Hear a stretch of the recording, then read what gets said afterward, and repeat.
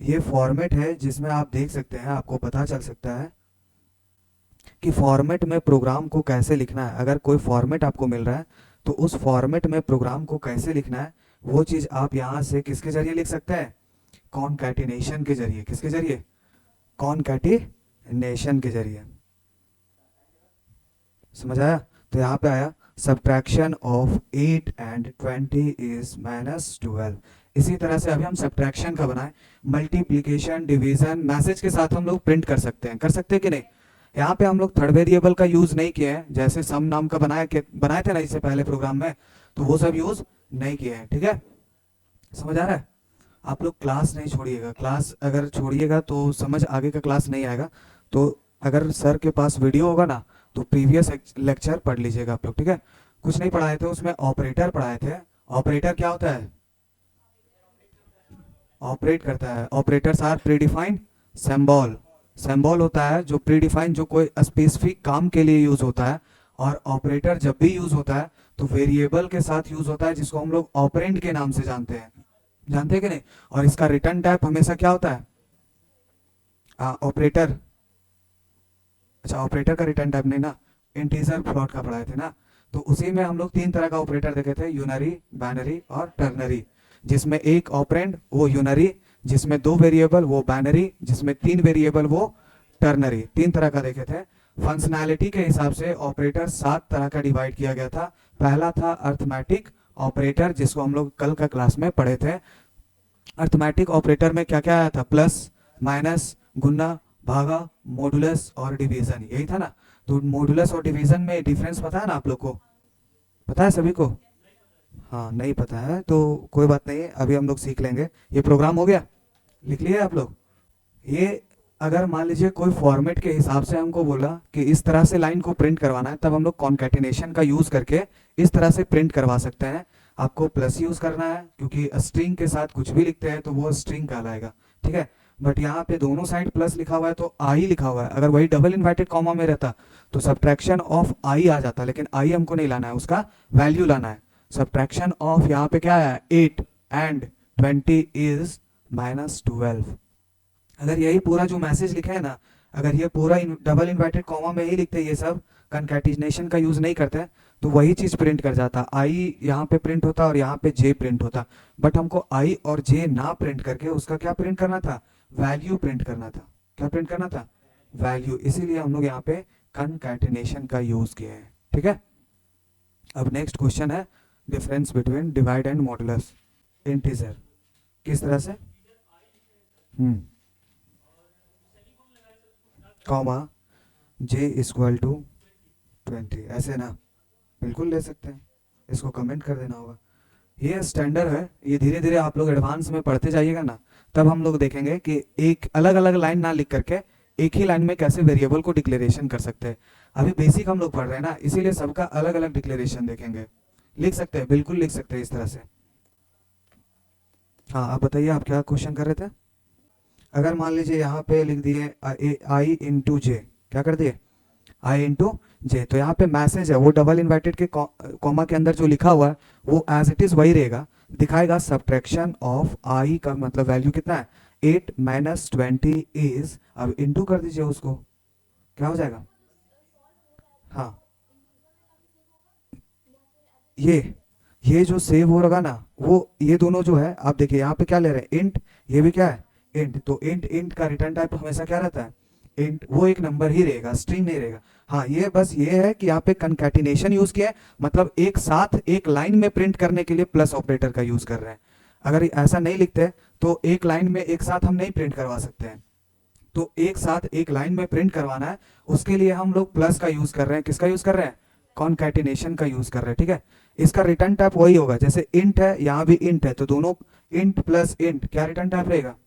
Int. तो वही return कर रहा है। ठीक है, तो यहाँ पे जो लिखेंगे उसी का वैल्यू दिखेगा। 160। यहाँ पे float, float j equal to 20, बस। और यहाँ क्या कर दे? Subtraction, minus. आंसर दिखाएगा, बिल्कुल आएगा आंसर, क्यों नहीं आएगा? पॉइंट में दिखा। हाँ, हम देखिए यहाँ पे क्या है, हम लोग जो वैल्यू लिए यहाँ पे इंट और एक क्या लिए, फ्लॉट, तो दोनों में से बड़ा कौन है, हाईएस्ट किसका है, फ्लॉट का। तो बस आउटपुट जो है वो फ्लॉट में कर दिया, 0.0 लगा दिया, बस जो बड़ा रहेगा वही रिटर्न टाइप रहेगा। समझ आया, समझ आया कि नहीं, इधर समझ आया आप लोग को। अब एक क्वेश्चन था, डिवाइड और मॉडुलस में डिफरेंस क्या था, वो समझिए क्या है। अगर मान लीजिए अर्थमेटिक ऑपरेटर में दिया हुआ है 5 डिवाइडेड 2 और 5 मॉडुलस 2, चलिए बताइए इसका आंसर क्या होगा। इसमें कितना रहेगा 2, और इसमें क्यों, हाँ तो देखिए यहाँ पे इसका मतलब समझ रहे हैं, 5 को डिवाइड करना है कितना से, 2 से, तो कितना बार में कटेगा, हाँ 2 बार में कितना 4 आया, रिमाइंडर कितना बचा 1। तो यहाँ पे जब भी डिवाइड का साइन रहेगा तो भागफल, यही बोलते हैं ना हिंदी में और इंग्लिश में कोशेंट, तो जो भागफल रहेगा वही आपका हमेशा डिवाइड के लिए काम करता है, किसके लिए, डिवाइड के लिए। और जब भी अगर मॉडुलस रहा, क्या रहा, मॉडुलस यानी रिमाइंडर रहा, तो शेषफल, शेष कितना बच गया, तो शेष कितना बचा है, एक बचा है ना, तो ये हमेशा मॉडुलस में यूज होता है, किसमें यूज होता है, मॉडुलस में। अगर मान लीजिए क्वेश्चन रहा 33 मॉडुलस 3, तो क्या आएगा, 33 का मॉडुलस करेंगे 3 से, मॉडुलस क्या आएगा, 0 आएगा, क्योंकि रिमाइंडर कुछ भी बचेगा क्या, नहीं बचेगा ना, पूरा डिवाइड हो जाएगा 11 बार में ना, 11 बार में जाएगा कि नहीं, तो पूरा रिमाइंडर, रिमाइंडर क्या रहेगा, 0 रहेगा, तो वही 0 आंसर हो जाएगा। समझ आया, बस यही डिफरेंस है डिवाइड और मॉडुलस में। समझ आया, पहला हम लोग पढ़ लिए अर्थमेटिक ऑपरेटर। अब दूसरा हेडिंग बनाइए, दूसरा हेडिंग बनाइए, कौन सा ऑपरेटर है, रिलेशनल असाइनमेंट। दूसरा हेडिंग बनाइएगा असाइनमेंट ऑपरेटर, दूसरा heading assignment operator. Assignment operator में बताए थे असाइन करने वाला क्या क्या रहेगा, equal to, plus equal to, minus equal to, फिर डिवाइड इक्वल टू, और मल्टीप्लाई इक्वल टू। अगर डबल इक्वल टू लिखते हैं तो वो आपका आ जाएगा रिलेशनल ऑपरेटर में, यानी कंपेयरिंग करेगा, दो वेरिएबल के बीच में कंपेयर करेगा कि ये वैल्यू और ये वैल्यू बराबर है कि नहीं है। डबल इक्वल टू मतलब इक्वल्स चेक करना, समझा। तो ये जो लिखा है equal to, plus equal to, minus equal to, divide equal to और module a into equal to, तो ये सब जो है असाइन करता है, वैल्यू को लेने का काम करता है। जैसे एग्जांपल फॉर समझिए, आप लिखते हैं int a equal to 10, a equal to, तो इसका मतलब क्या समझते हैं, ये इक्वल टू मतलब क्या हुआ, वैल्यू जा रहा है ना, ये 10 एक मेरा डेटा है कि नहीं है, तो ये जो डेटा है वो किस में जाके स्टोर हो रहा है, ए नाम का एक वेरिएबल है, यानी ए नाम का वेरिएबल है, उसमें कितना स्टोर हुआ है 10, कितना स्टोर हुआ है, और ये ए जो है वो किस तरह का है, इंट टाइप का है, यानी इंटीजर नंबर लेगा, बिना पॉइंट वाला नंबर लेगा। तो यहाँ पे 10 जो है वो बिना पॉइंट वाला नंबर है कि नहीं है, बिल्कुल है। तो यहाँ ए जो है वो किस तरह का है, इंट टाइप का है, और इसका अगर साइज पूछा जाएगा ए वेरिएबल का, तो कितना साइज होगा, ए का साइज, इंट का साइज कितना होता है 2 बाइट, सी प्लस प्लस पढ़ रहे हैं तो दोनों को मिला करके बोल देते 6 बाइट, 4 और 2 6 बाइट, कितना होता है 4 बाइट। इंट का साइज जो होता है वो कितना होता है 4 बाइट, कितना होता है 4 बाइट, ठीक है। ये चीज ध्यान रखना है कि इंट का जो साइज होता है वो जावा में 4 बाइट होता है, सी प्लस प्लस में 2 बाइट होता है। समझ आया, साइज बढ़ गया उसका अकॉर्डिंग कैपेसिटी के हिसाब से। अब सी प्लस प्लस में इंट का रेंज जो है वो -32,768 से लेकर के +32,767 तक ही होता है, बट अगर इसी में बात करेंगे तो इसमें इसका रेंज कुछ ज्यादा होता है। हाँ लिखे हैं, हाँ इसमें बहुत ज्यादा साइज होता है।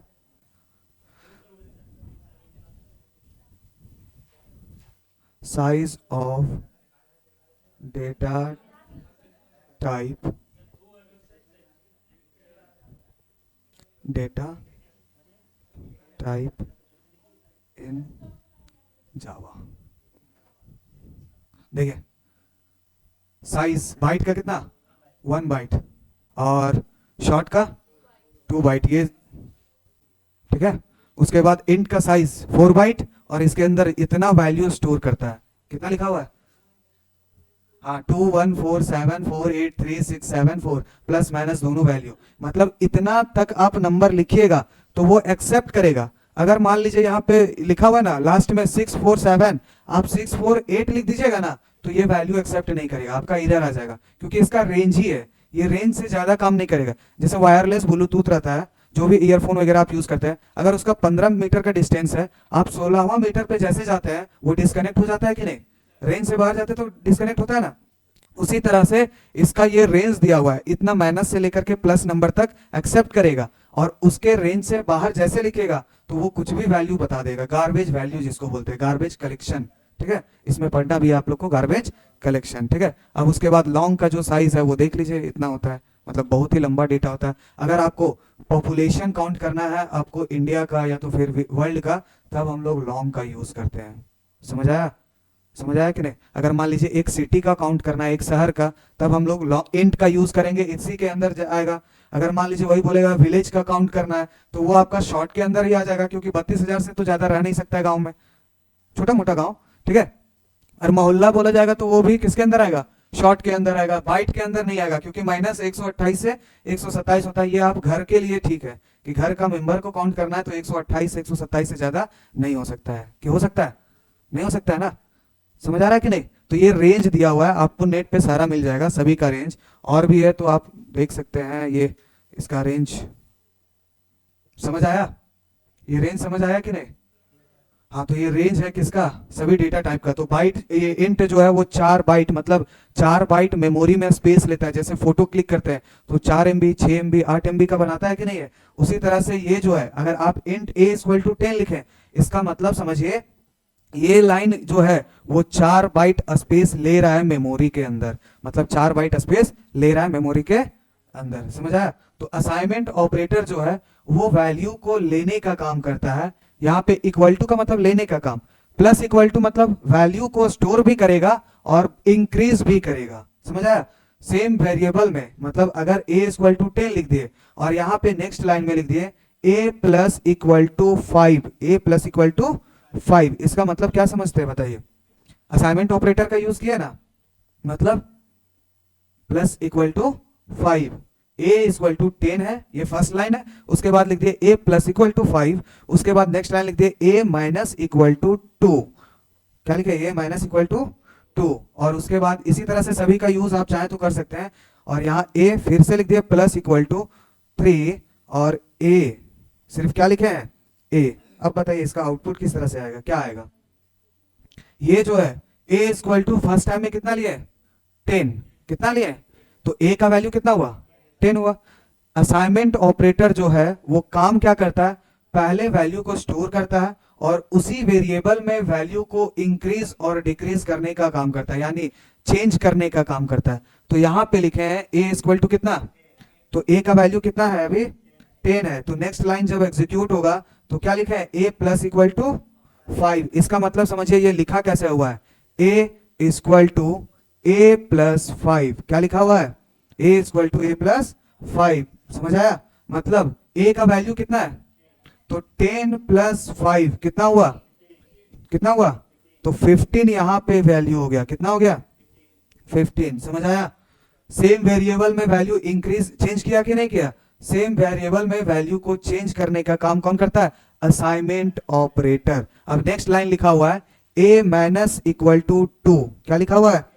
मतलब हाँ, a = a-, तो a का वैल्यू कितना है? 10 है। यहां पे लास्ट वैल्यू कितना है? 15। तो 15 में 2 घटा दीजिए, 15 - 2 कितना होगा? 13। कितना हो गया? फिर नेक्स्ट लाइन एग्जीक्यूट करेगा a + 3, मतलब फिर से 3 जोड़ेगा। तो 3 जोड़ेगा तो कितना था पहले? अभी यहाँ पे कितना प्रिंट हुआ? 13। उसके बाद फिर 3 जोड़ दिए तो कितना हो गया? 16। और यहाँ पे सिर्फ a है, तो a का वैल्यू, करंट वैल्यू कितना हुआ? 16। कितना हुआ? 16। ये जो असाइनमेंट ऑपरेटर है वो वैल्यू को स्टोर भी करता है और उसके साथ साथ वैल्यू को अपडेट भी करता है। समझ आया? तो आप प्लस इक्वल टू लिखे, माइनस इक्वल टू लिखे, डिवाइड इक्वल टू लिखे या इनटू इक्वल टू लिखे, वो सारा जो है सेम वेरिएबल में ही वैल्यू को अपडेट करने का काम करता है। समझ आया? समझ आया कि नहीं? जैसे अगर मान लीजिए आप फोन पे वगैरह चलाते होंगे तो पता होगा, जैसे आप फोन पे में 10-20 रुपया भी पेमेंट करते हैं तो आपका जो अकाउंट है उसमें तुरंत अपडेट हो जाता है ऑटोमेटिक, कि नहीं होता है? कि नहीं कि बाद में होता है, खाता में होता है और इसमें नहीं होता है, ऐसा होता है क्या? हर जगह पे अपडेट हो जाता है ना, कंटिन्यू एक साथ। सेम वेरिएबल आपका जिससे अकाउंट लिंक है उसी में सारा अपडेट होता है कि नहीं? उसी तरह से ये भी काम करता है। अगर आप कहीं भी वैल्यू इंक्रीज या डिक्रीज कर रहे हैं तो सेम वेरिएबल में ही वो वैल्यू को अपडेट करने का काम करता है। कौन? Assignment operator. समझ आया? समझ आया कि नहीं? चलिए लिखिए इसको।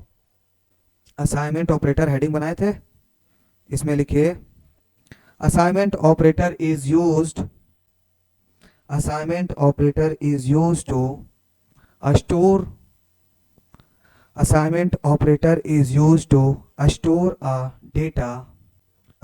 a data in variable, assignment operator is used to store a data in variable and update the result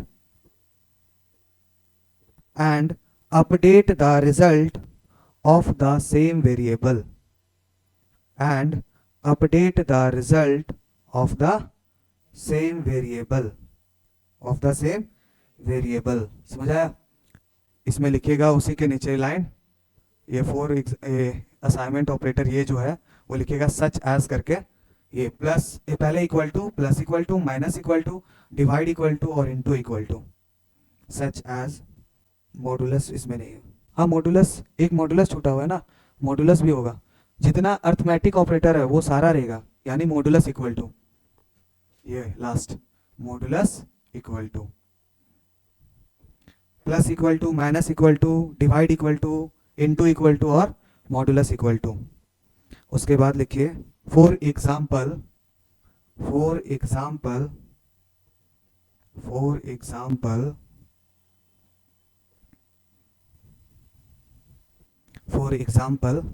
ये वाला लिखिए फॉर एग्जाम्पल। आप ये भी लिख सकते हैं कि किस तरह से काम कर रहा है, ये वाला लिखिएगा पहले येलो वाला लाइन, साथ ही साथ आप इसको भी साइड में इसी या साइड या इस साइड लिख सकते हैं कहीं भी कि ये इस तरह से काम कर रहा है। ठीक है, समझने के लिए कि a प्लस इक्वल टू का मतलब हो रहा है a equal to a plus 5, a minus equal to का मतलब हो रहा है a equal to a minus 2 for example में। उसके बाद इसमें प्रोग्राम देखेंगे, अगर कोई कंफ्यूजन होता है तो पूछिएगा असाइनमेंट ऑपरेटर में। समझ आया? असाइनमेंट ऑपरेटर क्या काम करता है? वैल्यू को असाइन करता है यानी स्टोर करता है और उसके साथ साथ वैल्यू को अपडेट भी करता है, मतलब सेम वेरिएबल में। अलग वेरिएबल उसके लिए यूज करने का जरूरत आपको नहीं है, सेम वेरिएबल में क्या करेगा, वैल्यू को असाइन भी करेगा और अपडेट भी करेगा। ठीक है, समझ आया? हो गया? चलिए लिखिए फॉर एग्जाम्पल में ये वाला लिखे थे, उसके बाद एक प्रोग्राम लिखे और आउटपुट बताना है आप ही लोग को। ये मेरा सैलरी मत सोच लीजिएगा आप लोग, नहीं, ज्यादा कम की बात नहीं है।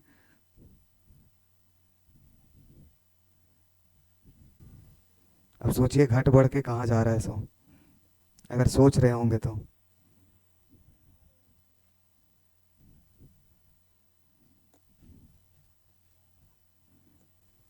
चलिए ये हो गया फाइनल।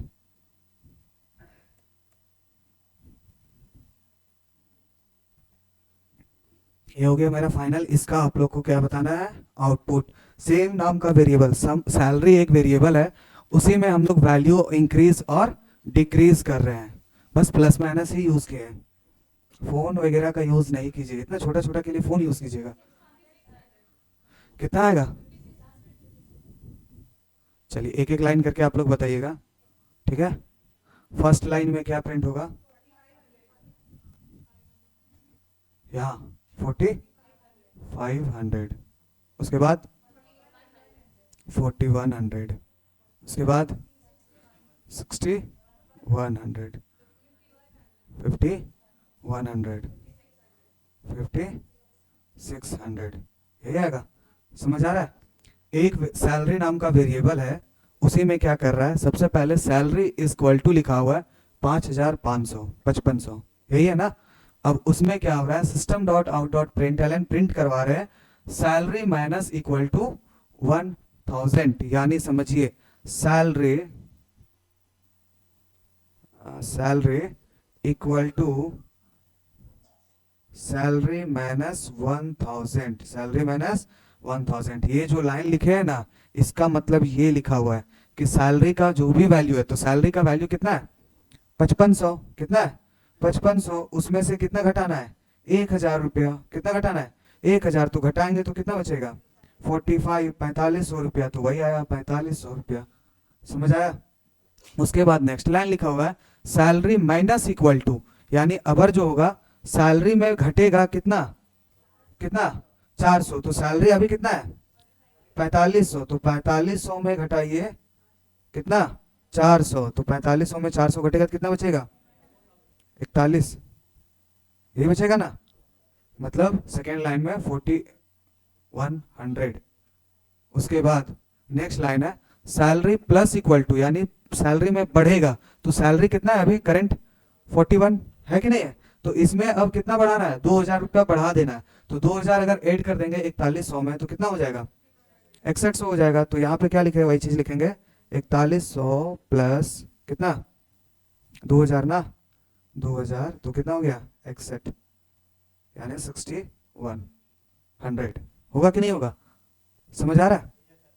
समझ आ रहा है ना किस तरह से काम कर रहा है। सेम नाम का वेरिएबल में वैल्यू को स्टोर भी कर रहा है और इसको अपडेट भी करते जा रहा है। क्या करते जा रहा है, अपडेट करते जा रहा है। कौन कौन सा ऑपरेटर, असाइनमेंट ऑपरेटर वैल्यू को असाइन भी कर रहा है। समझ आया? समझ आया कि नहीं किस तरह से काम कर रहा है। चलिए इसको लिख लीजिए आप लोग, ये वाला लाइन रहने दे कि इसको हटा दे। हाँ सेम तरह से लिखे थे, तो अलग लिखिएगा तो अलग आउटपुट आएगा ना। अगर आप यूजर से 5000 वहां लीजिएगा और बोलिएगा मेरा 5600 आना चाहिए, तो वो पॉसिबल है नहीं है। आप अलग वैल्यू लिए होंगे, आप इंक्रीमेंट डिक्रीमेंट अलग कर रहे होंगे, घटा बढ़ा ज्यादा कम रहे होंगे, इसी वजह से आपका अलग आएगा। समझ आ रहा है?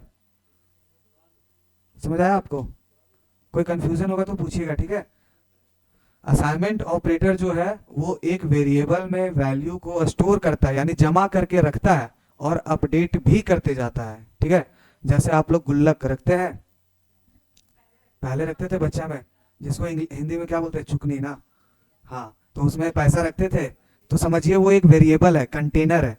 उसमें अगर आप फर्स्ट टाइम में 5 रुपया डाले तो वेरिएबल में कितना रुपया स्टोर हुआ 5 रुपया। फिर आप 10 रुपया का सिक्का डाल दिए तो टोटल वेरिएबल में बोलेंगे कितना पैसा स्टोर हुआ है 15 रुपया। तो सेम नाम का वेरिएबल में वैल्यू को स्टोर भी कर रहे हैं और अपडेट भी कर रहे हैं, यानी चेंज भी हो रहा है कि नहीं।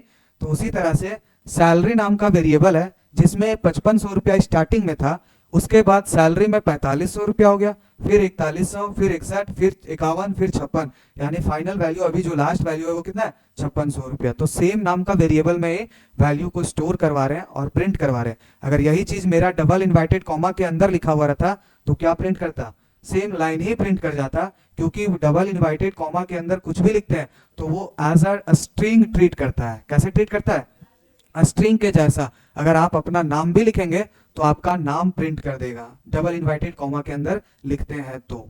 समझ आया? समझ आया ना, कंफ्यूजन नहीं है ना। चलिए लिखिए इसको, ये हटाएं इसको, इसके साथ लिखिएगा। आउटपुट देखिए यहाँ पे लिखा हुआ है, हो गया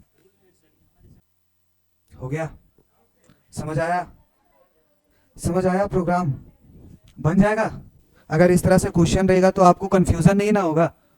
समझ आ रहा है? हाँ, अब नेक्स्ट थर्ड हेडिंग डालिए, relational operator. Third heading relational operator, relational operator, relational operator. चलिए लिखिए इसके बारे में क्या होता है रिलेशनल ऑपरेटर। पॉइंट वाइज लिखते जाइएगा। It is a binary operator, it is a binary operator. It is a binary operator. अच्छा, असाइनमेंट ऑपरेटर कैसा ऑपरेटर था? Unary, binary, ternary? कौन सा? यूनरी, क्योंकि उसमें एक वेरिएबल पे काम होता था, पता है ना। और अभी जो लिख रहे हैं रिलेशनल ऑपरेटर, वो कौन सा ऑपरेटर है? Binary operator. लिखिए, it is a binary operator. It is use to, it is use to compare to, it is used to compare to, TWO, compare to data, compare to data, compare to data,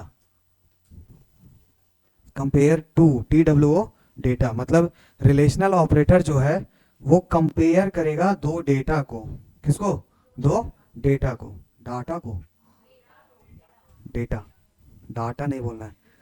हाँ, next point लिखिए, the relational operator are, the relational operator are, the relational operator are, हाँ ये sign लिखते जाइए। इसको कौन सा sign बोलेंगे? Greater than, less then? हाँ, लेस देन। इसमें बहुत लोग कंफ्यूजन होंगे, जबकि ये जूनियर क्लास A1 या 2 का क्लास का होगा। ये कौन सा है? Greater than, less then? ये लेस है, ये ग्रेटर है ना।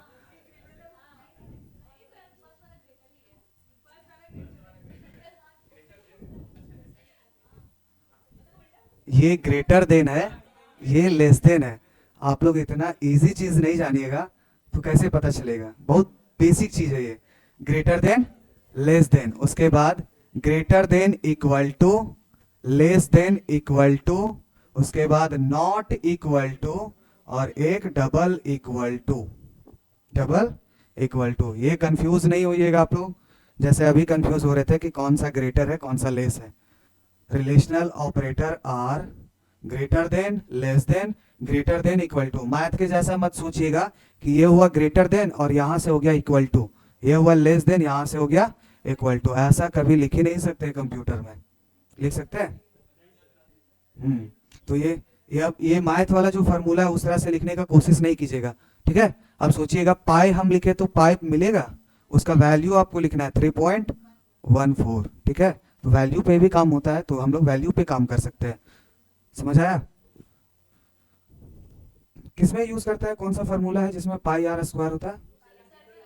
सर्कल, एरिया ऑफ सर्कल ना, एरिया ऑफ सर्कल, हाँ, पाई आर स्क्वायर। और लेंथ इनटू ब्रेथ किसमें होता है? रेक्टेंगल में, लेंथ और ब्रेथ, हाँ, एरिया ऑफ राइट एंगल। और सिंपल इंटरेस्ट हो गया P into r into t divided by 100। सभी का हम लोग प्रोग्राम भी देखेंगे, ठीक है। हाँ, तो नया नया चीज भी सिखाएंगे इसमें। जैसे आपको फाइंड करना है 1 से 100 के बीच में इवन नंबर, सी में भी था, C++ में भी था। तो हम इसमें एक नया चीज सिखाएंगे कि आप अगर ए लिख रहे हैं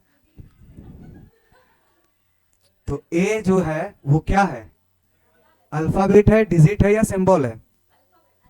तो शो करेगा अल्फाबेट। अगर आप 1 लिख रहे हैं तो क्या शो करेगा? डिजिट। और अगर मान लीजिए प्लस माइनस गुना भागा हैच एट द रेट कुछ भी लिखे तो वो क्या है? एक, तो वो शो करेगा। ये चीज नहीं सीखे होंगे, कंफर्म बता रहे हैं 101% कि ये चीज आप लोग नहीं सीखे होंगे। और ये चीज हम लोग इफ एल्स के जरिए ही देखेंगे, ठीक है। तो ये हुआ रिलेशनल ऑपरेटर। एक और पॉइंट इसके नीचे लिखेगा, the return type of relational operator is, the return type of relational operator is, the return type of relational operator is, क्या होगा? Integer. Return type of relational operator is boolean, boolean bracket में लिखिए true या false, true या false. The return type of relational operator is boolean. हो गया? For example, for example, for example. अभी देखिएगा आप लोग कितना कंफ्यूज होइएगा। सो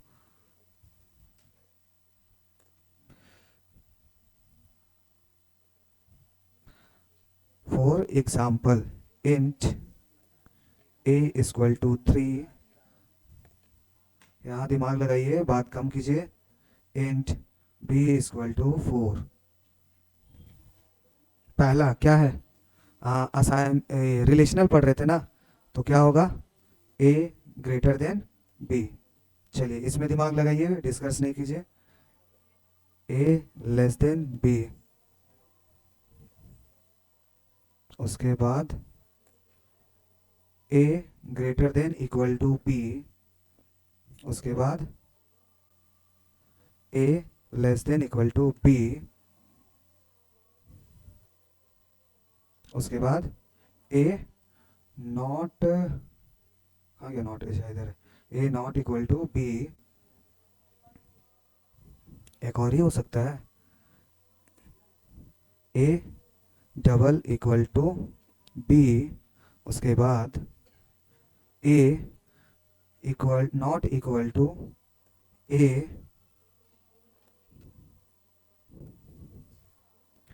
b,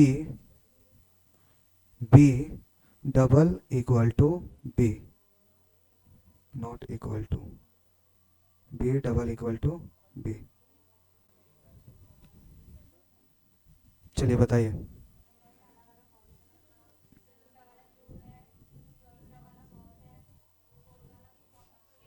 इसको बड़ा करते हैं, ठीक है। अब बताइए, रिलेशनल ऑपरेटर का यूज किया, इतना तो पता चल रहा है आप लोग को, पता चल रहा है ना। अब यहाँ पे रिलेशनल ऑपरेटर पहला क्या है, ग्रेटर देन, यानी a का वैल्यू कितना है 3 और b का वैल्यू 4, तो यहाँ पे कंपेयर करना है, 3 बड़ा है क्या 4 से, ट्रू या फॉल्स, फॉल्स। अगर एक फॉल्स हुआ तो दूसरा ऑटोमेटिक ट्रू होगा।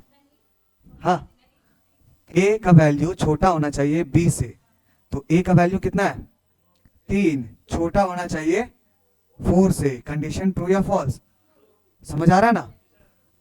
तो यहाँ पे क्या होगा, ट्रू, वही तो हम बोले, एक फॉल्स एक ट्रू।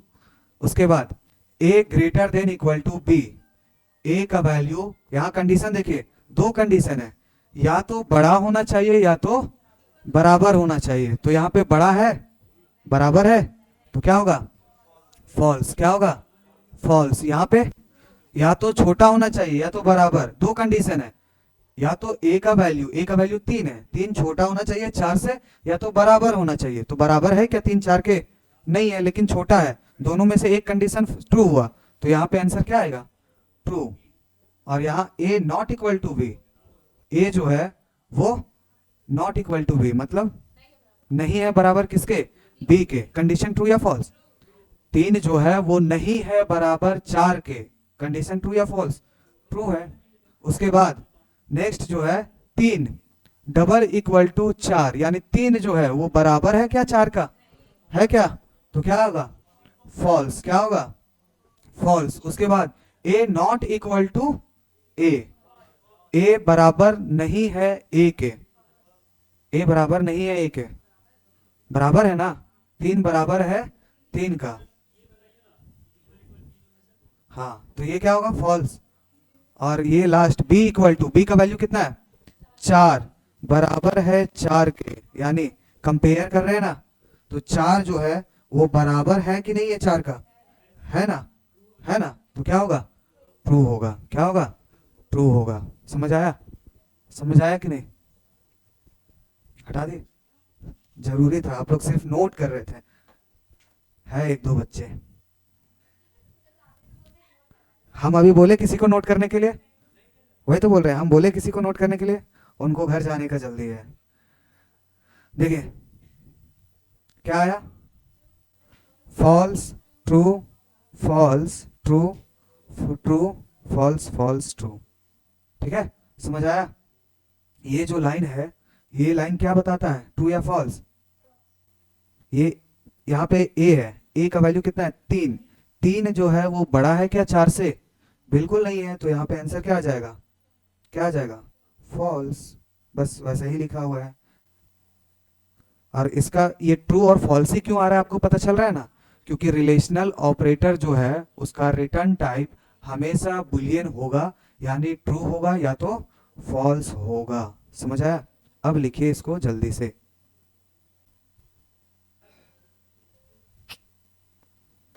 इसका फोटो खींच लीजिए, बैटरी लो बता रहा है। नहीं तो अभी हम बता रहे हैं ना।